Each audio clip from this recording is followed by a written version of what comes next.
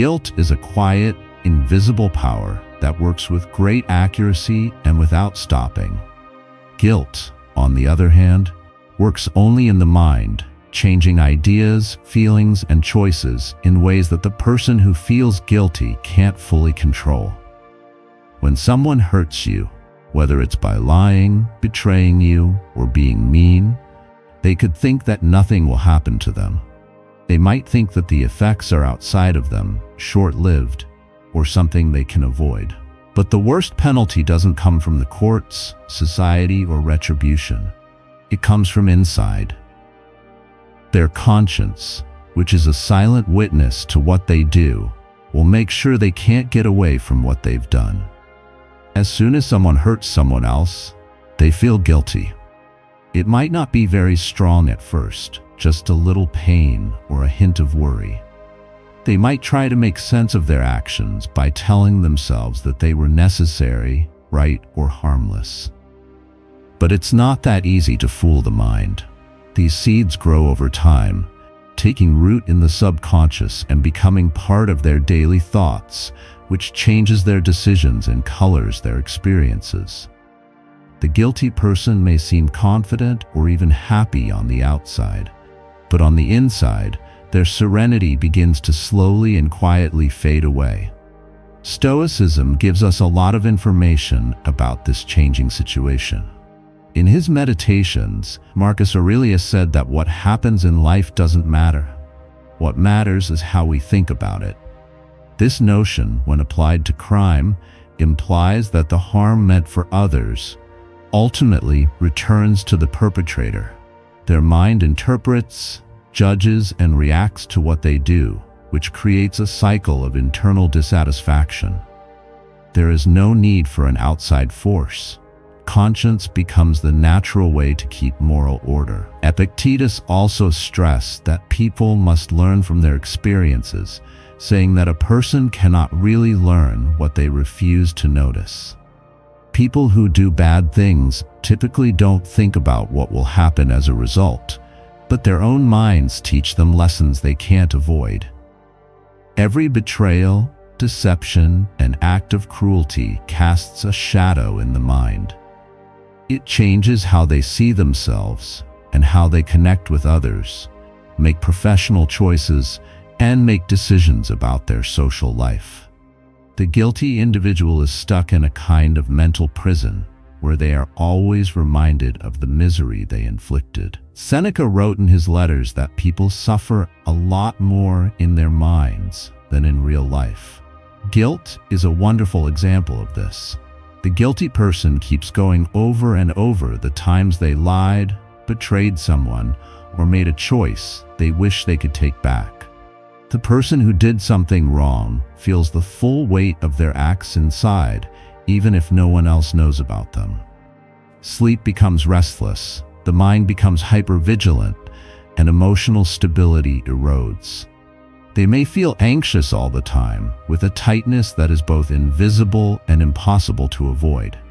The ironic thing about guilt is that it punishes better than any human action. Societies can make laws, courts can make decisions, and victims can get revenge, but these are all constrained, outside actions. Guilt, on the other hand, is unending, personal, and exact. It affects every part of life, from making decisions to how we feel to our health.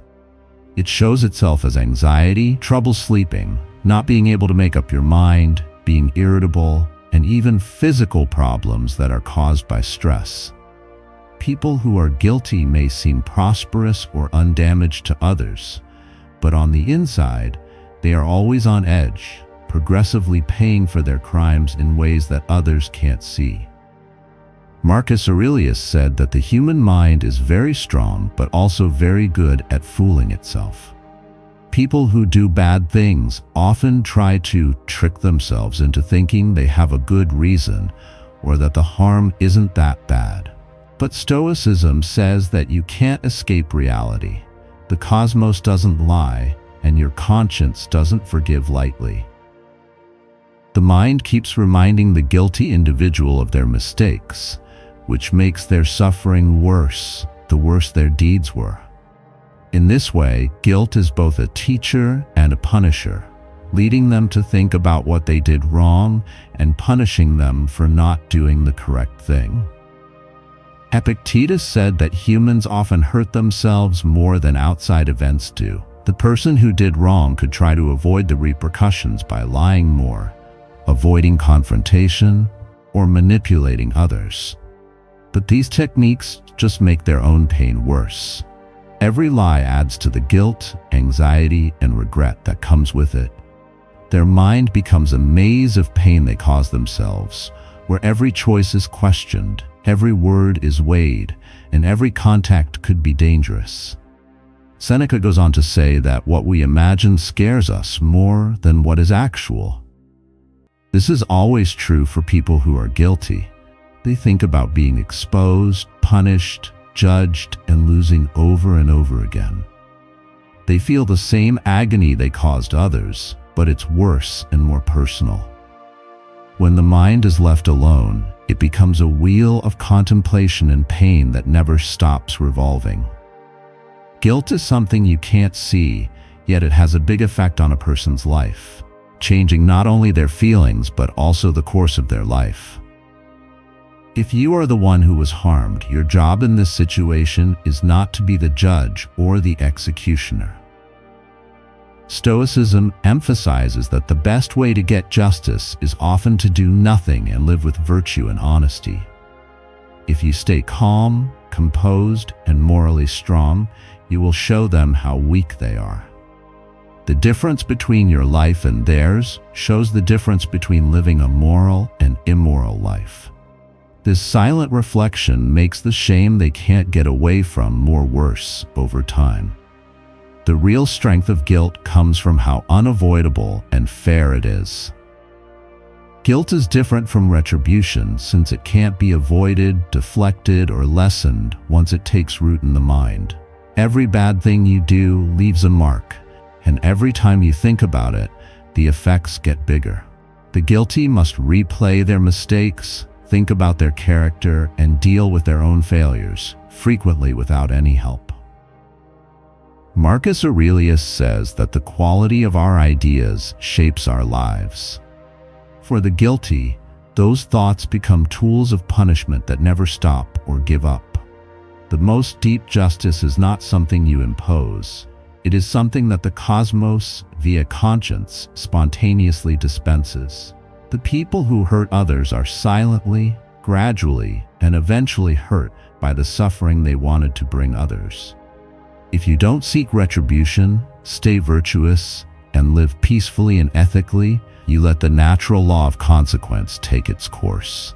The guilty have just themselves, their conscience, and the knowledge of the hurt they inflicted, which gets worse with each day that goes by. To grasp the power of guilt, the first thing you need to do is realize how subtle it is. Guilt works softly, almost invisibly, in the mind, unlike wrath or fear, which are easy to see. It doesn't come in with a bang, it slowly seeps in, making people tense and uneasy over time. The person who hurt you may think that what they did was small or unimportant. But the human mind is not forgiving. The mind is incredibly good at noticing every moral flaw, every lie, and every betrayal, and it doesn't easily forgive. Even decades later, people who did wrong typically still feel bad about what they did, and they can't totally escape the judgment they have built up in their minds. There are many examples of this in history. Take the Roman general Crassus, who was notorious for being cruel and ambitious. He got rich and powerful by lying and cheating, but historians say he was always worried and suspicious of the people around him. Crassus was never at peace, even though he seemed to be doing well. The things he did to get power made him feel guilty and scared, which is in line with the Stoic idea that doing something wrong punishes the wrongdoer from the inside. Another example is Nero, the great Roman emperor. He planned the deaths of many people, even members of his own family, and for a while it seemed like he was untouchable.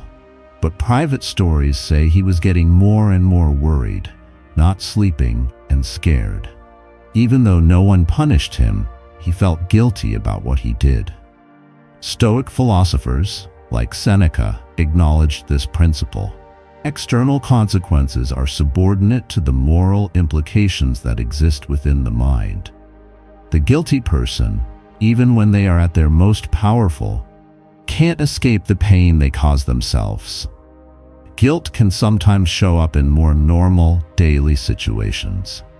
There may be no legal or societal consequences for someone who lies to coworkers, betrays a friend, or manipulates a relationship, but their mind becomes a war. Every time you talk to someone, it can remind you of things you've done wrong in the past. People who are afraid of being found out may damage their own relationships or job possibilities without even realizing it. The internal strain of unrecognized guilt is unending, affecting how people think and act in ways that the outside world typically doesn't see. Stoicism says that this is how things are supposed to be. Marcus Aurelius said, "The universe is change, life is opinion. Every action has effects, some of which are clear and immediate, while others are more subtle and internal." People who commit wrong can't avoid the effects of their own brains, and their conscience becomes a tool of justice that they can't get away from. The mind will punish them, even if society doesn't. The remorse they feel creates a kind of natural rule that slowly fixes their moral imbalance over time. Epictetus says, "It is impossible for a man to learn what he thinks he already knows," which reminds us that the mind is strong but also weak. Many people who do wrong don't want to admit how much damage they've done, and instead make excuses for or downplay their conduct. But the mind can't be completely fooled. The seeds of wrongdoing keep growing in the subconscious, showing up as uneasiness, hesitation, or a continuous feeling of disquiet. The more they try to hide their guilt, the more it shows up. Seneca also talked about how the guilty suffer in ways that we can't see, saying that we suffer more in our minds than in real life. A person who does something wrong keeps thinking about it over and over, envisioning being caught, judged, or losing something. Even if these things never happen outside of your mind, they are just as real. Common signs are trouble sleeping, nervousness, and being irritable. Their mind becomes an unending judge, juror, and executioner, giving them a penalty that is personal, exact, and impossible to avoid. The process of feeling guilty happens slowly but surely. When someone does something wrong, they just feel a little bad at first, which they may ignore or explain away. But over time, thinking about it again and again makes the consequences stronger. The mind is always judging prior choices, comparing them to moral norms, and thinking about what will happen if they are found out. This makes a cycle that feeds on itself. Anxiety leads to reflection, which leads to further anxiety. Guilt, on the other hand, can last forever and change as you have new experiences and learn new things. Living a moral life, on the other hand, protects you from this silent pain. Marcus Aurelius said that people should pay attention to the quality of their thoughts and the honesty of their acts. You protect yourself from the harmful effects of guilt by behaving ethically, quietly, and with discipline. This lets the natural consequences of transgression happen without interference. Your virtuous and calm existence serves as a mirror for the failures of those who acted unethically. In this way, silence and moral integrity are stronger than fighting or getting back at someone. When guilt is not recognized and kept inside, it is at its strongest. The perpetrator cannot evade accountability by denial, concealment, or manipulation of others. They judge every success, every contact, and every personal choice by the moral wrongs they have done. The Stoics believed that natural justice meant that the universe maintains equilibrium not by human action, but by the consequences that happen inside. Epictetus said, "Use what you can to the best of your ability, and let the rest happen as it will." In this circumstance, you can just keep your virtue and peace. The rest, their guilt, will take care of itself. You let the guilty mind do its thing when you stop wanting revenge. Every act of harm, every betrayal, and every lie becomes a burden they must bear alone. The more they try to avoid thinking about it, the stronger and more persistent the guilt gets. Marcus Aurelius said that real strength comes from being able to govern your own thoughts instead of other people's. In this way, doing nothing and being honest become the best ways to get justice. The most significant consequence of crime is not external punishment, but the inside anguish of guilt. It is quiet, unending, and very personal. Knowing this will help you let go of the need for revenge or punishment. You don't have to do anything to make sure justice is done. By living a virtuous, tranquil, and honest life, you let the natural order bring things back into balance. The guilty are left alone with their conscience, which is a punishment they give themselves that is like the suffering they created. Guilt doesn't hit all at once. It creeps up over time like layers of paint until the person who did wrong is stuck in a secret jail of their own design. Every bad thing they do adds another brick to this invisible chamber. They may look calm and even successful on the outside, but their minds are always racing.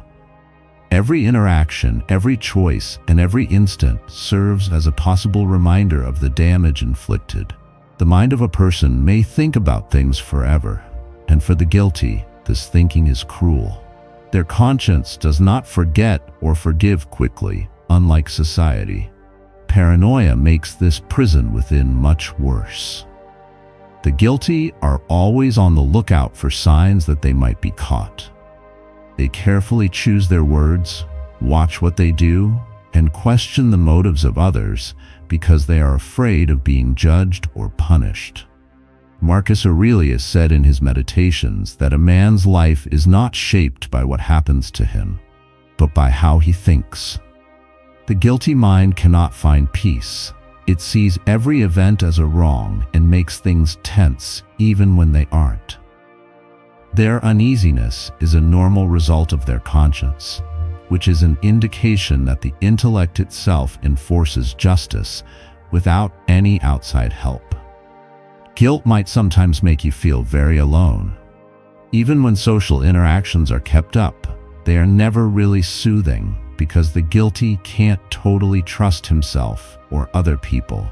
They might push people away to avoid being seen, or they might stay near to change how others see them. But either way, they are making their own pain worse. Seneca said that we are scared more often than we are hurt, and guilt is an excellent example of this.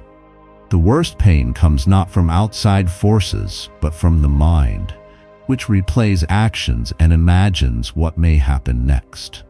The guilty are always watching themselves, and this continual awareness makes them less able to handle their emotions. This method is made very clear by examples from history. Think about King Macbeth, who killed people because he wanted power. Shakespeare's tragedy shows a truth that goes beyond fiction. Even though Macbeth became king, he was never at rest. He saw things that weren't there, was afraid of being betrayed, and often wondered if the people around him were loyal. His shame made him feel alone and weak, showing that internal punishment is frequently stronger than any punishment from outside. Stoic philosophers would say that this is what happens when you break a moral code. Mental distress is always the result of moral imbalance. These observations are backed up by the psychology of guilt. Contemporary studies indicate that unrecognized misconduct elevates anxiety, promotes melancholy, and diminishes self-esteem. It also influences how people make decisions, since they are always on the lookout for possible exposure or failure.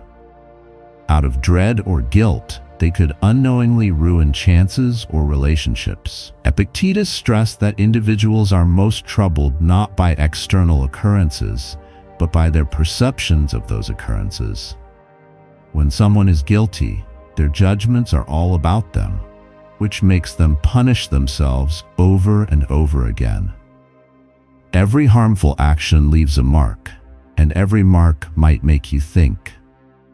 The guilty may try to keep their minds off of things by working, hanging out with friends, or manipulating others. But these things only work for a short time. They keep thinking about the moral difference, weighing, judging, and coming up with scenarios of being found out or getting back at someone. Seneca said that this was like suffering more in your mind than in real life. The guilty typically feel the same agony that they caused others, but in a more intimate and intense way. They carry a weight that no one else can see, but that is crushing them on the inside. The longer someone does something wrong without admitting it, the more remorse sets in. Every new experience interacts with earlier mistakes, adding to feelings of fear and regret. Marcus Aurelius recommends contemplating one's ideas and actions, yet those who feel guilty frequently evade such contemplation, opting for denial or justification instead. This avoidance does not make the guilt go away, it makes it worse. The mind becomes a self-reinforcing system where every effort to evade contemplation leads in deeper, more persistent mental pain. This self-inflicted punishment is far different from living a moral life. You make a clear moral difference between yourself and those who have done wrong by being honest, and tranquil. Epictetus said, "Use what you can to the best of your ability, and let the rest happen." You can't control someone else's guilty thinking, but you can manage your own.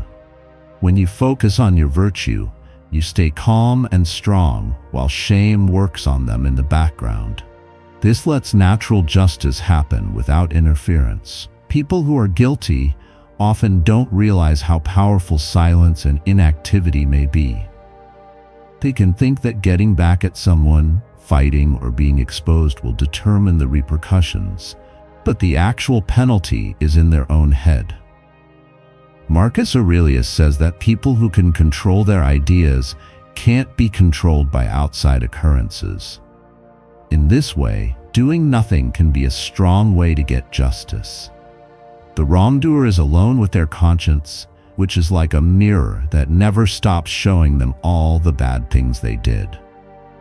This quiet internal punishment is much worse over time than anything else that could happen to you. Understanding how guilt works can also give you power over yourself. When you realize that internal consequences happen regardless of what you do, you no longer feel the need to control or influence the person who did wrong. The best way to respond is to stay cool, be virtuous, and keep your distance. Seneca said that our greatest strength comes from being in control of ourselves. By living by this idea, you let the universe and your own guilty mind bring things back into balance. The guilty continue to suffer mentally, while you stay calm, clear-headed, and honest. Ultimately, guilt serves as a self-imposed punishment that reflects the suffering caused to others. It never stops, can't be seen, and is in line with the crime that was done. You make sure that justice happens naturally by following Stoic ideals, living a good life, and not letting anger or the desire for retribution take over. Marcus Aurelius says, "The best revenge is to not be like the person who hurt you." The guilty face the repercussions of their acts without your help when you are calm, honest, and morally consistent. Their inner sorrow is a sign of the harm they inflicted. Guilt doesn't usually come on all at once. It builds up over time and feels more like a steady hum of disquiet than a sudden shock.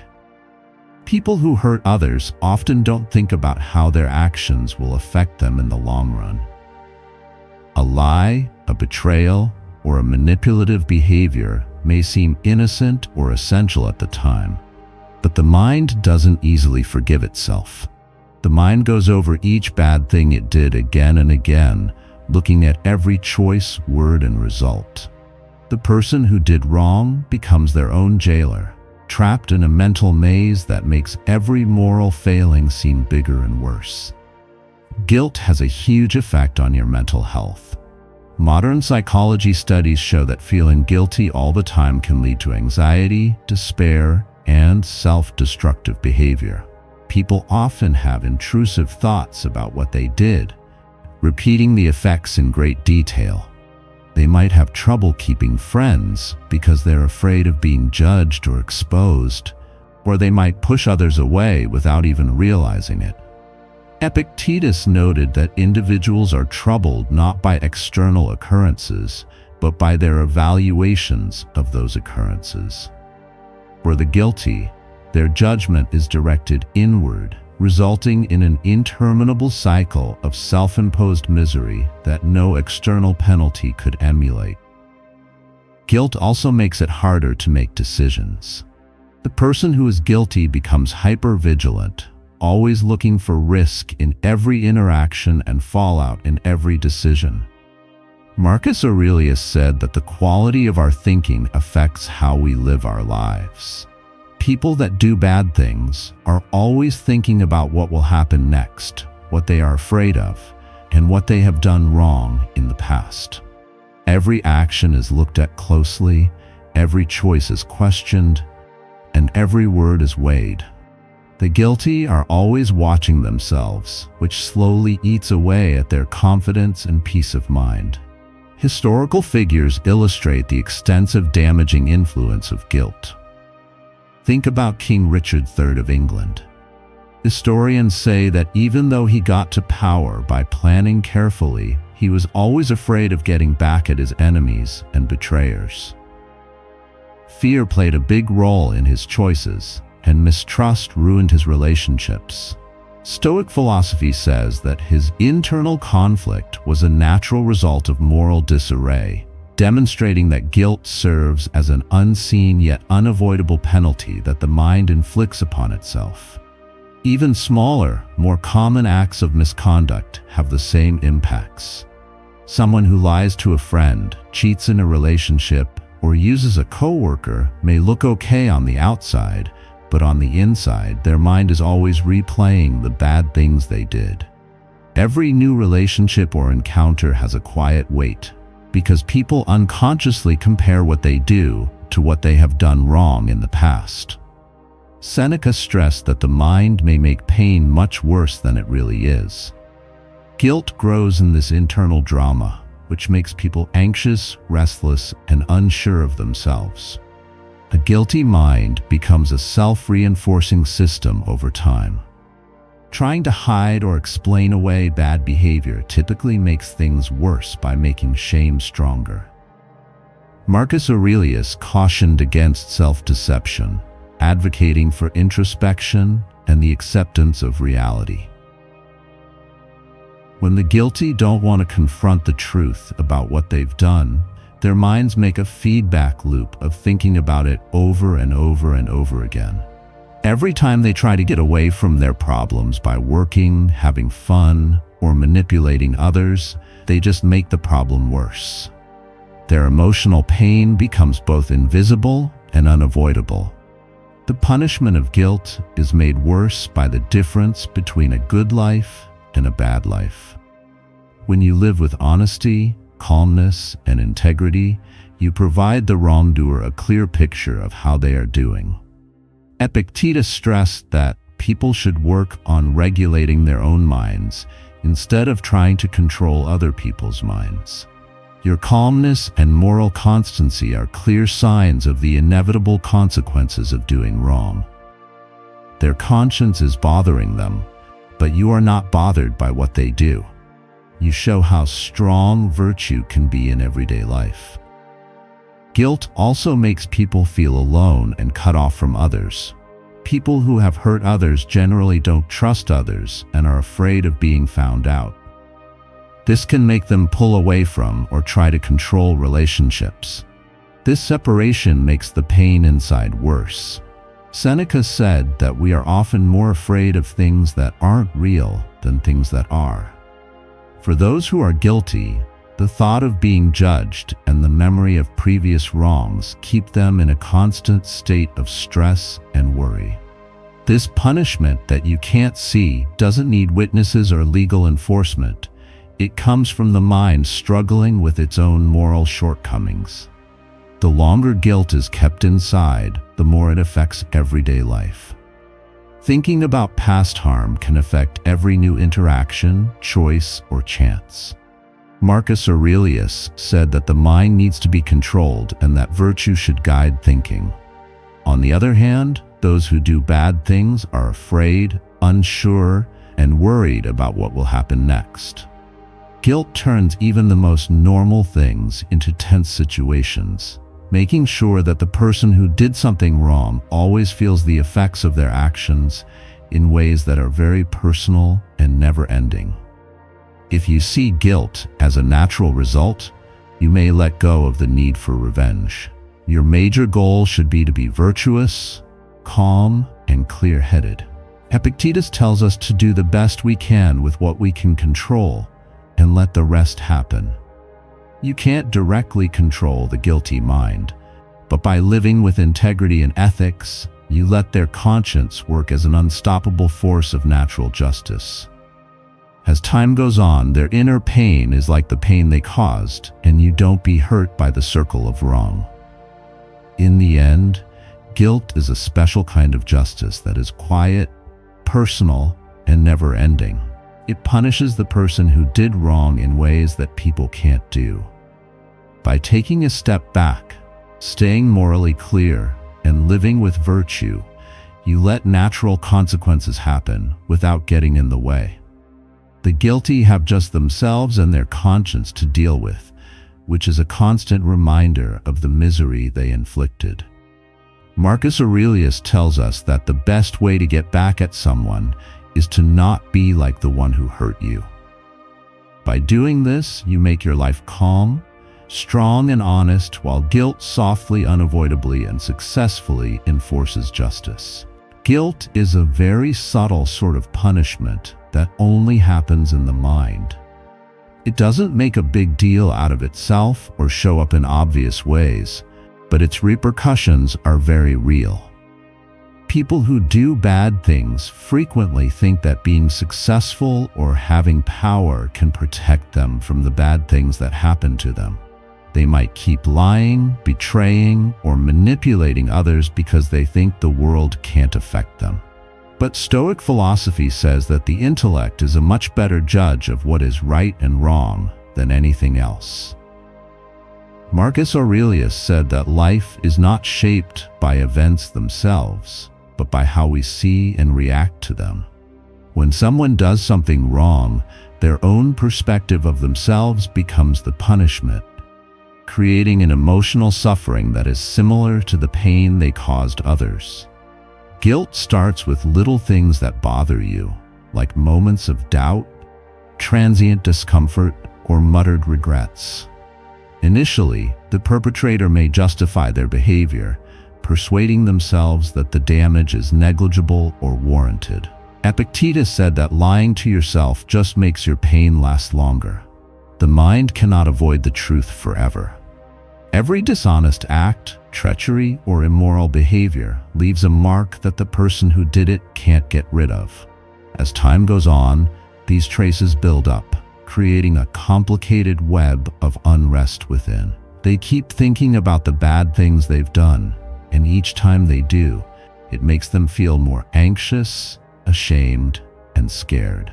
Even if the outside world doesn't know what they've done wrong, the guilty nevertheless feel very bad about it. Seneca noted that our imaginations cause us to suffer far more than what actually happens. The mind keeps replaying bad things that happened, expecting punishment or judgment, and making the consequences seem worse than they are. They can't sleep well, they can't talk to others without feeling scared or self-conscious, and they can't make decisions because they're not sure what to do. Their inner reality is a reflection of the misery they caused others, but the reflection is never-ending and unique to them.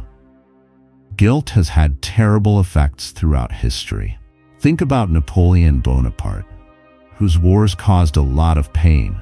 He had extraordinary military success, but private stories say he was paranoid, couldn't sleep, and always felt uneasy.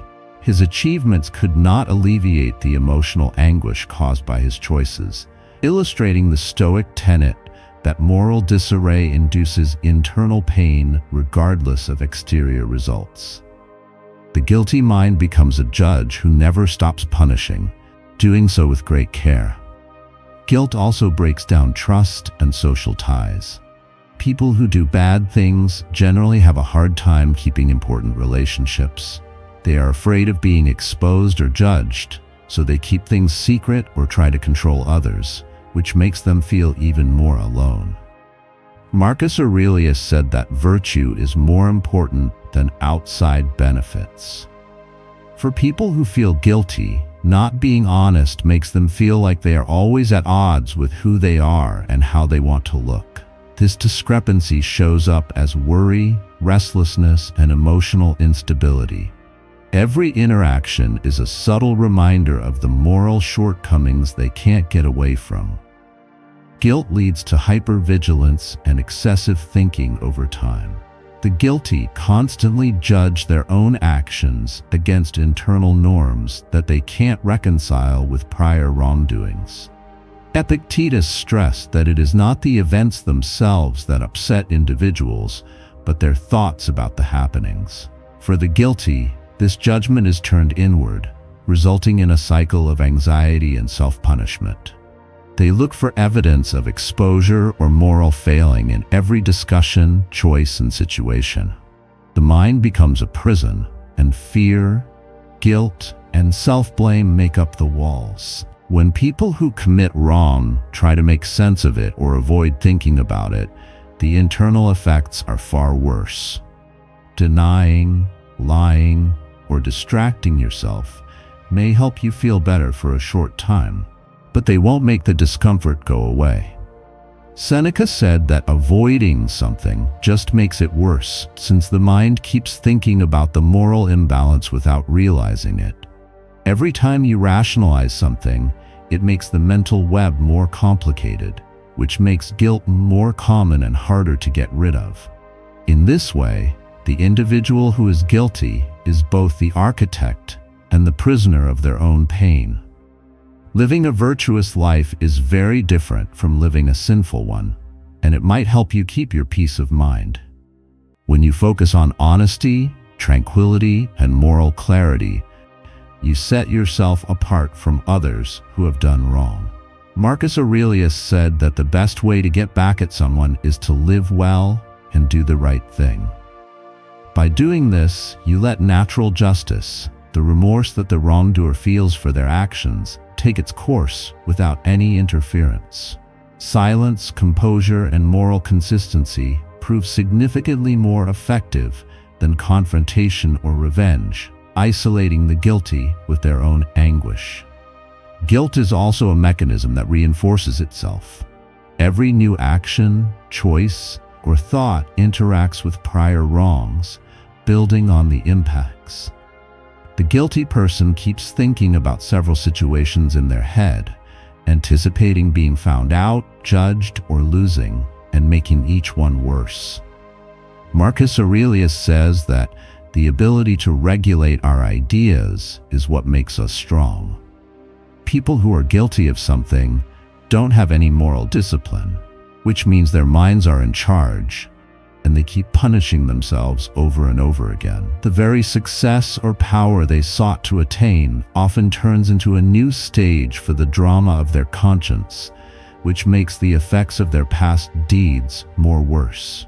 You get clearer and freer by following this rule. Stoic philosophy posits that the optimal response to wrongdoing is neither wrath nor vengeance, but rather virtue and detachment. Epictetus said, "Use what you can and let the rest happen." You can't control someone else's guilty thinking, but you can manage your own. You let guilt work as the natural way for justice to happen by living with peace and honesty. The perpetrator suffers in silence over time, feeling the anguish they caused, while you stay untouched and focused on your own growth, clarity, and calm. In conclusion, guilt is a punishment that we give ourselves that is unavoidable and reflects the harm we did to others. Its impacts are invisible but deep, changing how people think, feel, and act in ways that are much more exact and unyielding than any outside effect. You let natural justice happen without doing anything by living morally, peacefully, and with moral clarity. This leaves the wicked to face their own conscience. Marcus Aurelius says that the best way to get back at someone is to be different from them. You keep the peace by being peaceful, honest, and leading an ethical life all the time.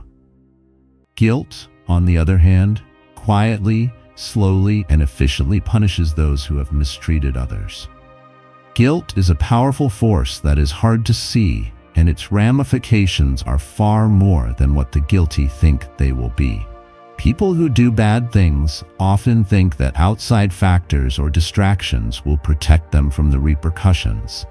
Yet the mind works on its own, not in response to such illusions. Marcus Aurelius said that the way we think about things, not the things themselves, shape our lives. The mind of the perpetrator views every immoral act as a breach of both personal and universal moral law. This view creates an internal penalty that is more exact and unyielding than any outside measure, since the guilty feel the effects of their acts long after the event occurred. The burden of shame accumulates progressively, frequently imperceptible to external observers. Initially, it presents as transient discomfort or slight anxiety, which may be justified or disregarded. But every excuse makes the mind's internal accounting more complicated. Epictetus stressed that trying to trick oneself simply makes suffering last longer. When someone denies doing anything wrong, their mind seeks small methods to remind them of what they did wrong. Repeated reflection and unconscious rumination produce a maze of stress, worry, and terror. In this regard, guilt is self-perpetuating. The more one endeavors to evade recognition, the more profound the anguish becomes. Even when misconduct appears trivial outside, the interior ramifications are significant. Seneca said that people suffer more in their minds than in real life. The guilty keep replaying their deeds in their heads, thinking about getting caught, being judged, and losing something important to them. Sleep is disturbed, emotions are all over the place, and the mind becomes a harsh judge. Every thought, choice, or encounter can bring up memories of things you've done wrong, which keeps shame alive. The punishment is not visible, but it has an influence on every part of their lives, causing anxiety, fear, and self-doubt that no outside power could reproduce. This principle is true in all times and places. Think about King Lear, who had a lot of power, but was very unhappy with himself because of the choices he made and the mistakes he made. Shakespeare's portrayal shows a fact that will always be true. Even people with power and influence can't avoid the repercussions of breaking moral rules. Stoic philosophy posits that moral imbalance leads to unavoidable internal sorrow. Marcus Aurelius and Seneca both stress that the state of the mind is more affected by inner virtue, or the absence of it, than by outside events. Consequently, guilt serves as an inherent and inescapable mechanism of justice. The guilty thought also makes people feel alone and untrustworthy. People who hurt others are frequently afraid of being found out or judged, so they avoid significant relationships or change how they interact with others to keep up appearances. This solitude, in turn, makes internal anguish worse. Epictetus observed that the origin of the majority of human suffering is rooted in perception rather than external circumstances. For the guilty, perception makes misbehavior seem worse, which causes stress and anxiety that affect every part of life. Social isolation, mistrust, and hypervigilance become prevalent as the mind perpetually expects repercussions and assesses previous behaviors. Over time, guilt has a big effect on how people think and act. The wrongdoer looks at every choice they make in light of their past wrongs, which keeps them on high alert all the time. Marcus Aurelius said that to live a virtuous life, you need to have self-discipline and be able to control your thoughts.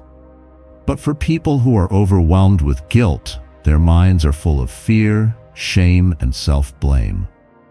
Every success or social contact is affected by thoughts of past harm. People who are guilty are always punishing themselves mentally.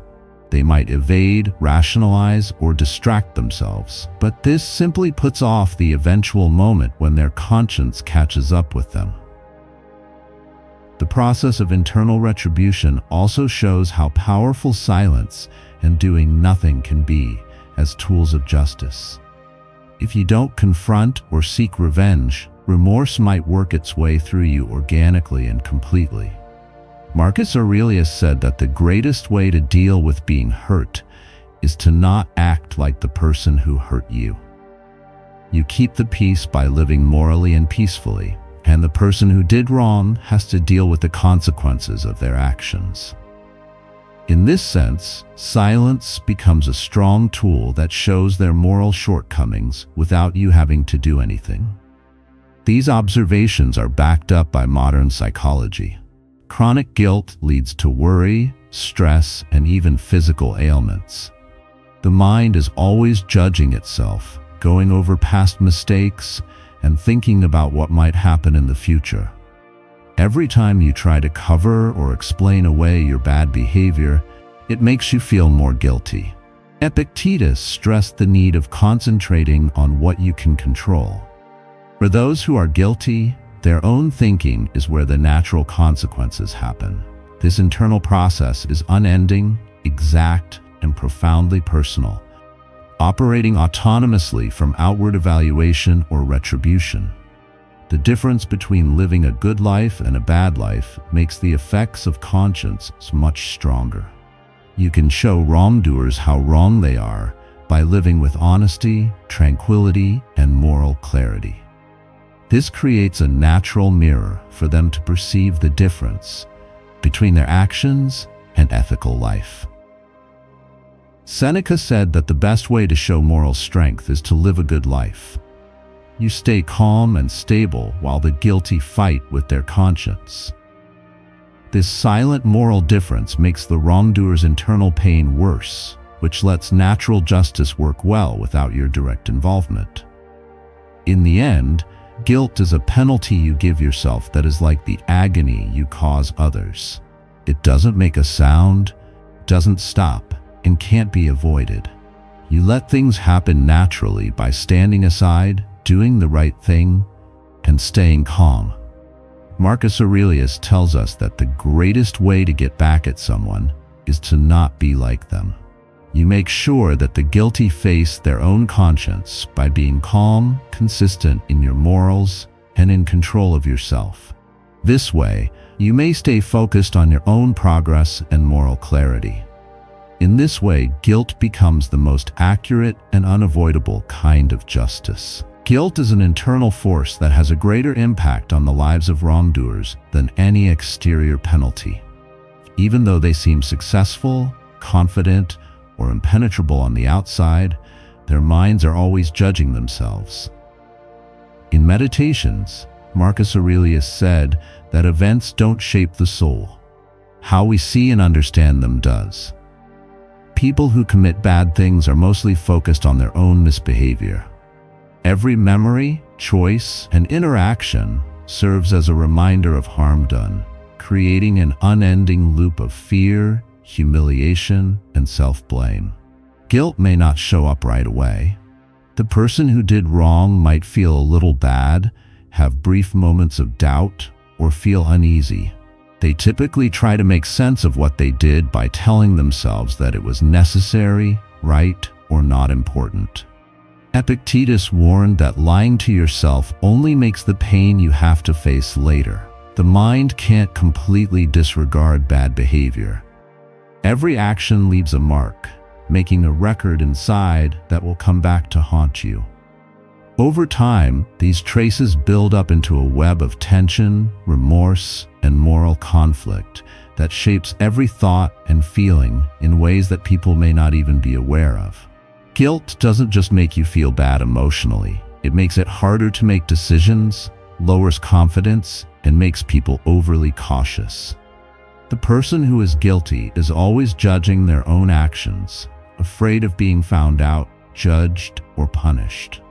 Marcus Aurelius said that a disciplined mind is the basis of virtue, while a guilty mind is ruled by fear and anticipation instead of clarity and self-control.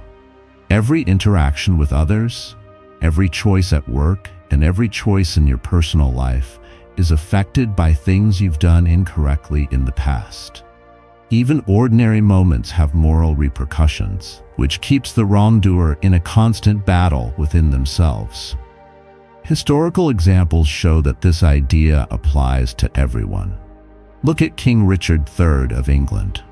Even though he got power and influence by planning his actions well, he was always worried, paranoid, and distrustful. The moral sacrifices he made put him in a cage of anxiety and introspection, showing that guilt works on its own, regardless of what happens outside. Seneca would say that this is a natural result of moral imbalance. Doing anything wrong always causes internal anguish, even if other forces don't get involved. The intellect becomes both judge and executioner, making sure that justice is done in a way that is beyond what people can do. Guilt can sometimes make people feel alone and cut off from others. People who do bad things typically pull away from important connections because they are afraid of being judged, being found out, or the consequences of being found out. Some people may still be close, but these connections are damaged by manipulation, secrecy, or lack of trust. Epictetus said that most of the pain people feel comes from how they see things, not from what actually happens. For the guilty, perception amplifies every transgression, engendering tension and discomfort that permeate all facets of existence. Being socially isolated and hypervigilant makes the inside pain worse, making it hard to break the cycle. Guilt becomes more widespread the longer it stays inside. Every new thought, choice, or interaction brings up memories of things that went wrong in the past, which makes worry and self-blame worse. Marcus Aurelius said that people should control their own thoughts if they want to live a good life. But the guilty let fear and humiliation control their thinking. Success and power, which could have made people feel good about themselves, become more ways for their conscience to bother them. Their minds keep playing back things they've done wrong, which makes them feel more guilty and makes it a part of their daily lives. Trying to make sense of guilt or avoid it often doesn't work. Denial, diversion, or manipulation can momentarily hide discomfort, but the mind always finds methods to remind the guilty of their wrongdoings. Seneca said that avoiding pain makes it worse. Every time you rationalize something, you make the web of guilt in your mind more complicated, which makes the internal tension even worse. The guilty individual builds their own penalty and is also the one who has to carry it out, since the mind imposes justice without help from outside sources. Living a good life is very different from the pain of guilt. You show the moral difference between you and the person who did something wrong by staying honest, calm, and consistent in your morals. Marcus Aurelius said that the greatest way to get back at someone who hurts you is to be different from them. Retaliation is not as effective as silence, morality, and serenity when it comes to justice. While the guilty are troubled by their conscience, You stay calm and let natural consequences happen without meddling. Guilt also makes itself stronger. Every memory, thought, or choice interacts with past wrongs, making the punishment worse inside. Epictetus said that it is important to focus on what you can manage and let the rest go. You can't change the mind of the guilty, but you may let guilt work naturally by developing virtue, tranquility, and clarity. The perpetrator will eventually feel the full effects of what they did, while you stay calm and unaffected. In the end, guilt is the most accurate and unavoidable kind of justice. It reflects the suffering that the perpetrator caused others and stays the same even when human means of retribution don't work. Marcus Aurelius says that the best way to fight against wrong is to live a virtuous and calm life. By being morally consistent and staying cool, you let the guilty face their conscience while you stay safe. Their internal pain is a normal response to the hurt they did, and you stay morally clear, calm, and strong while this happens. Guilt works with a quiet accuracy that most outside punishments can't equal. People who do bad things may think that money, power, or social prestige may protect them from punishment. But the mind has its own way of punishing people. Marcus Aurelius said in his book Meditations that what happens in our life is not what happens, but how we think about it. For people who do wrong, their judgment is turned inward. Every time they do anything that goes against their moral compass, it leaves a mental echo, a persistent reminder of the harm they did. Guilt is inevitable, unlike external punishments, and its effects get worse over time, slowly destroying peace and stability. At first, it can be hard to tell when guilt is growing. You might ignore or excuse the initial discomfort, which gives you a false sense of security. Epictetus, on the other hand, warned against lying to oneself and said that avoiding pain simply makes it worse. Each unethical act leaves a mark on the mind, and over time, these marks build up and create an internal web of anxiety, stress, and moral conflict. Even small wrongdoings can grow into big problems when the mind keeps replaying situations and imagining what will happen next, making the internal punishment far worse than the act itself. The internal repercussions of misconduct transcend mere emotional distress. Feeling guilty makes it harder to make decisions, lowers your confidence, and makes you too aware of everything around you. People who are culpable are always judging their own actions, waiting for punishment, exposure, or revenge. Marcus Aurelius said that discipline over thinking is the basis of virtue. However, the guilty mind is ruled by fear, shame, and expectation instead of clarity and self-control. Every social encounter, professional decision, and personal choice is influenced by the contemplation of past deeds. Even everyday events have moral implications, which means that the person who did wrong is stuck in a cycle of internal punishment that never ends. Historical narratives serve as compelling demonstrations of the potency of guilt. King Richard III is a good illustration of this. Even though he was a good strategist and politician, he was always paranoid and untrusting. He was always thinking about what would happen because of things he had done in the past, which made him anxious and unstable and made it hard for him to lead with confidence. Stoic philosophy posits this as a natural consequence of moral discord. Transgression inevitably produces internal anguish. The intellect serves as both judge and executioner, administering justice with a consistency that other forces cannot emulate. Guilt typically comes with social and emotional isolation. People who hurt others often pull away from or change their relationships because they are afraid of being judged or exposed. Epictetus observed that the majority of human misery arises from perception rather than from actual occurrences. For the guilty, perception makes wrongdoing worse, which leads to stress and anxiety that affect everyday life. Hypervigilance, lack of trust, and social disengagement make the pain within even worse, making sure that guilt is always there. Guilt, in essence, severs the wrongdoer from significant human connection, exacerbating the severity of their self-imposed punishment. Guilt seeps into every part of how we think and act as it grows. The wrongdoer assesses every choice in light of previous transgressions, resulting in continuous self-surveillance. Marcus Aurelius said that being able to control your mind is important for living a good life, but people who are guilty let fear and shame rule their minds. Conscience filters everything, including accomplishments, relationships, and personal progress.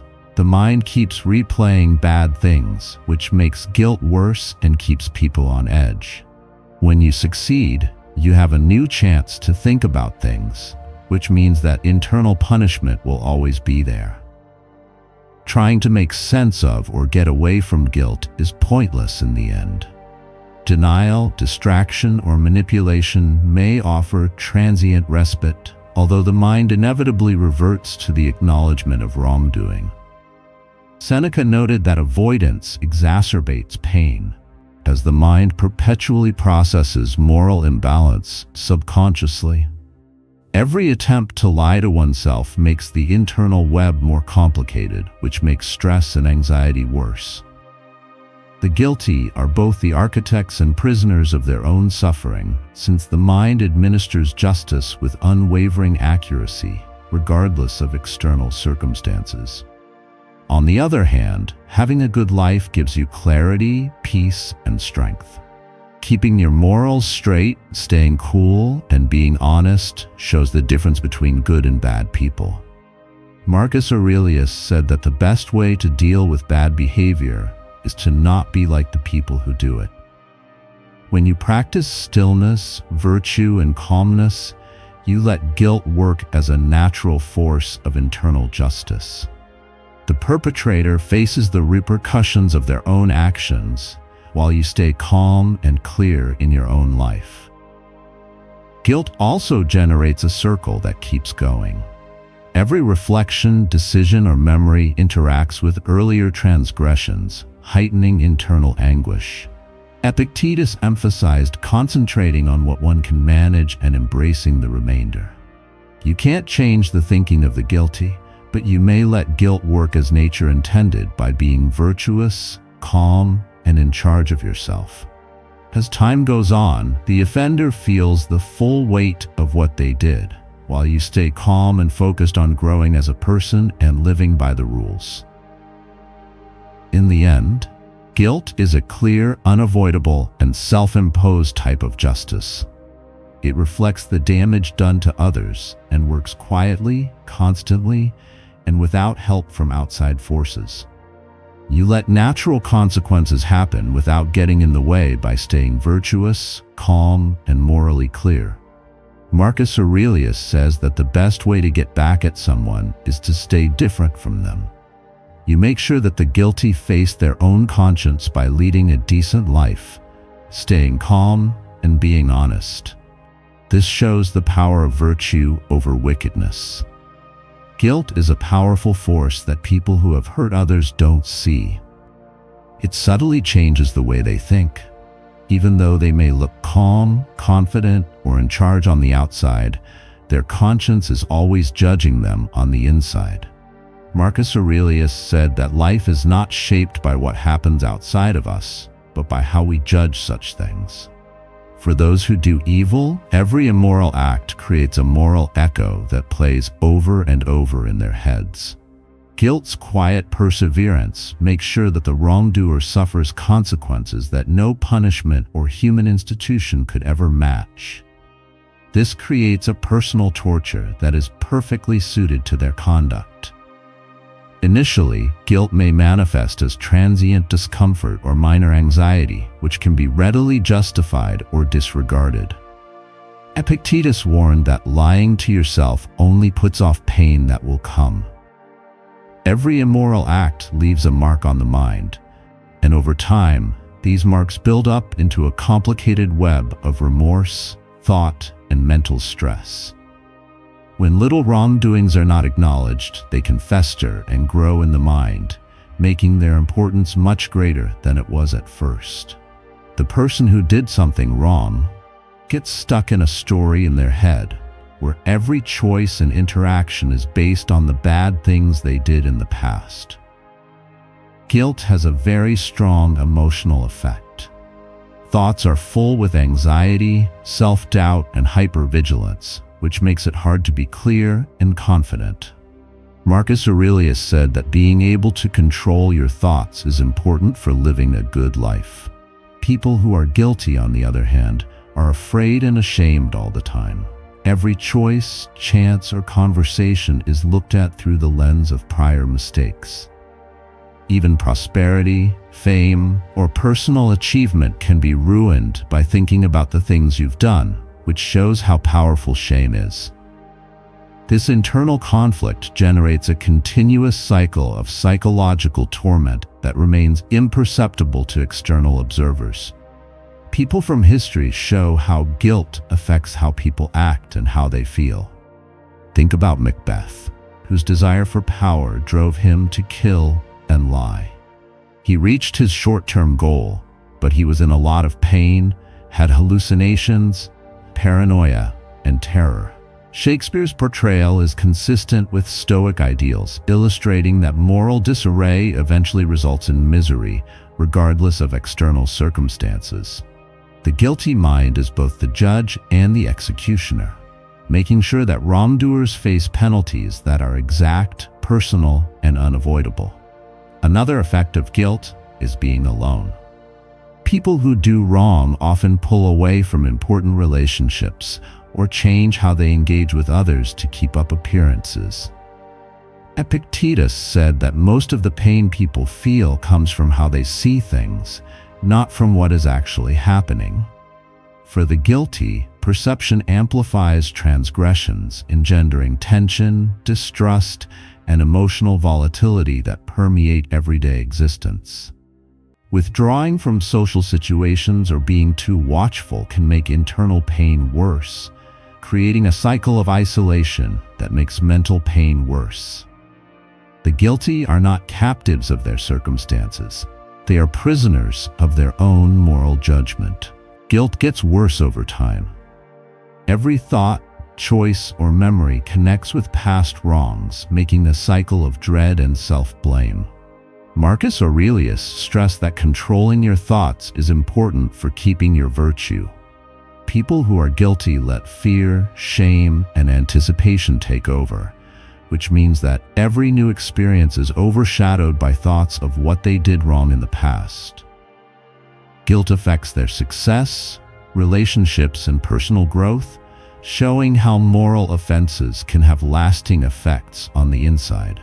Trying to avoid or explain away guilt doesn't work very well. Denial, diversion, or manipulation may momentarily hide suffering, but the mind will always bring back the truth of wrongdoing. Seneca said that avoiding pain makes it worse, since the mind is always and unconsciously processing moral imbalance. Trying to trick yourself just makes the web of guilt inside you more complicated, which makes mental stress worse. The criminal is both the architect and the prisoner of their own pain, and they are punished in a way that is always accurate. Living a good life, on the other hand, gives you power and clarity. By being consistent in your morals, calm, and honest, you make a natural mirror that the wrongdoer can use to see how they are doing. Marcus Aurelius said that the greatest way to get back at someone is to not be like them. When you are silent, live ethically, and stay calm, guilt can act as a natural force of justice. The perpetrator will have to deal with their own conscience while you stay unaffected. This method makes sure that justice happens without any fighting or revenge, showing that goodness is still powerful. Guilt also works as a way to make itself stronger. Every thought, memory, or choice interacts with wrongs done in the past, making the punishment inside stronger. Epictetus said that you should only worry about what you can control and let the rest go. You can't control the guilty mind, but staying calm, being honest, and having self-discipline lets guilt do its job. The perpetrator feels the full psychological weight of their acts over time, while you keep the peace, clarity, and personal growth. In the end, guilt is a very exact and unavoidable way of punishing yourself. It reflects the damage done to others and works silently without help from outside forces. You let natural consequences happen without getting in the way when you practice virtue, calmness, and moral consistency. Marcus Aurelius says that the greatest way to get back at someone is to not be like them. You make sure that the guilty face their conscience while you stay calm, moral, and in control of yourself. This shows that virtue is stronger than wrongdoing.